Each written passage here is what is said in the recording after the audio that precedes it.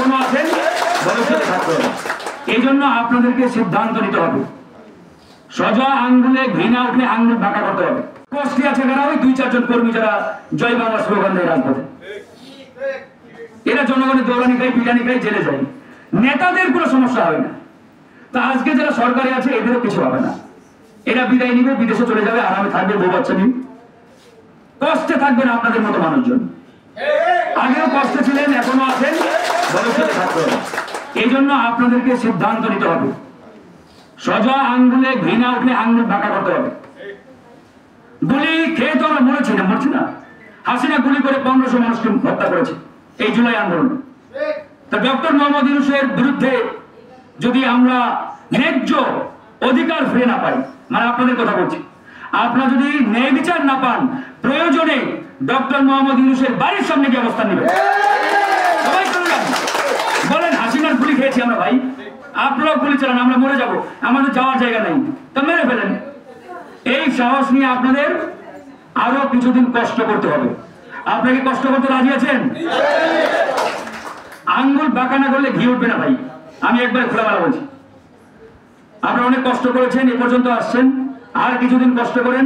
সবাই গিয়ে ইউনূসের বাড়ির সামনে গিয়ে অবস্থান নেন, ওই যমুনার সামনে অবস্থান নেন। সে কেন আপনাদের এই ন্যায্য অধিকার ফিরিয়ে দিচ্ছে না? এই যে ভাষণ টেক, এরকম একটি মহৎ উদ্যোগ, এই প্রকল্প বাস্তবায়নে এরকম আরো শত শত প্রকল্প করা যাবে একবারে বিনা টাকায়।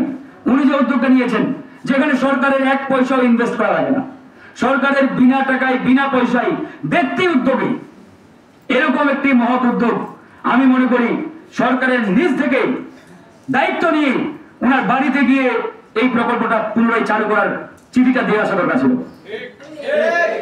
এই কাজটি তারা করছে না। কেন করছে না?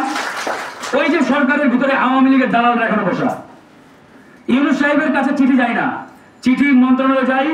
আওয়ামী লীগের দালালরা তো জানে 15 বছর লুটপাট করে খেয়েছেন এরা, এই জন্য এরা চিঠিটা উপরে পাঠায় না, ওখান থেকে টেবিলে ফেলে দেয়। বুঝছেন বিষয়টা? এই আওয়ামী দালাল সচিবালয়ে যারা সচিব রয়েছে, পিডি রয়েছে, অফিসার রয়েছে, এদের বিরুদ্ধে কড়া আন্দোলন করতে হবে, লড়াই করতে হবে।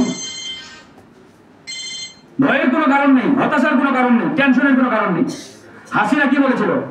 42 সাল পর্যন্ত আমরা ক্ষমতায় আছি। আওয়ামী লীগ বলছিল না 42 সালের আগে বিএনপি জামাত বা আমাদের বলছে যে আপনারা আন্দোলন করে লাভ নাই, ঘুমান। সেই হাসিনার পতন হয়েছে কিনা? 42 সাল যাওয়া লাগছে? লাগে না। আমরা কিন্তু 24 সালে হারাই দিছি।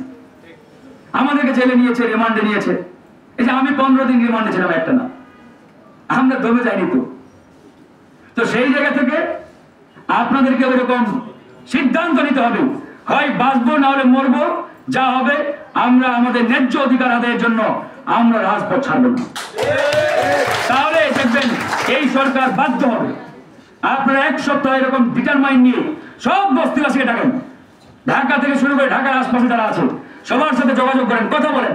এটা তো আপনাদের অধিকার, ন্যায্য অধিকার। কেন দেবেন না তারা? সবাইকে ডেকে এনে একবারে 10-15 হাজার মানুষ আপনারা যমুনার সামনে অবস্থান নেন। গুলি চালানো চালাক, সবাই বুক পেতে দেন যে আপনারা গুলি চালান, আমরা মরার জন্য আসছি, মরার জন্য আসছি, মেরে ফেলেন। যেহেতু আমাদের অধিকার দিচ্ছেন না, তাহলে গুলি করে মারা যাবেন। একবারে এভাবে বলবেন, একবারে শুয়ে পড়বেন রাস্তায়। বুঝছেন বিষয়টা? এই কাজটা যদি করতে পারেন তাহলে দেখবেন ইনশাআল্লাহ অল্প সময়ে আপনাদের দাবি আদায় হয়ে গেছে। এই যে কলমিলতা বাজার একবারে সব চূড়ান্ত, টাল বাহানা করছে নানাভাবে। তো এই জন্য আপনাদের আরো কিছুদিন কষ্ট করতে হবে, রাজপথে থাকতে হবে, যতদিন না অধিকার আদায় হয়। ডক্টর মোহাম্মদ ইউনূস তিনি হয়তো ব্যক্তি হিসাবে ভালো, আন্তর্জাতিকভাবে গ্রহণযোগ্য, সারা পৃথিবী তাকে চিনে, কিন্তু ডক্টর মোহাম্মদ ইউনূসের চতুর্দিকে সাঙ্গপাঙ্গগুলো আছে, এরা তো 90 ভাগে আওয়ামী লীগের দালাল। সমস্যাটা এই জায়গায়, ইউনূস সাহেবের চতুর্দিকে যারা আছে এদের 90 ভাগ আওয়ামী লীগের দালাল, আওয়ামী লীগের আমলের লোকজন। এখন এরা চাই না এই ডক্টর মোহাম্মদ ইউনূসের সরকার ভালোভাবে দেশ চালাক, সফল হোক, এরা চাই না। এই জন্য আপনারা চিঠি দেন, ওই চিঠিটা ডক্টর মোহাম্মদ ইউনূসের হাতে যায় না, এরা পৌঁছাতে দেয় না। এখন আপনাদের হাতে একটাই রাস্তা, আপনাদেরকে বাঁচা মরার লড়াই নামতে হবে।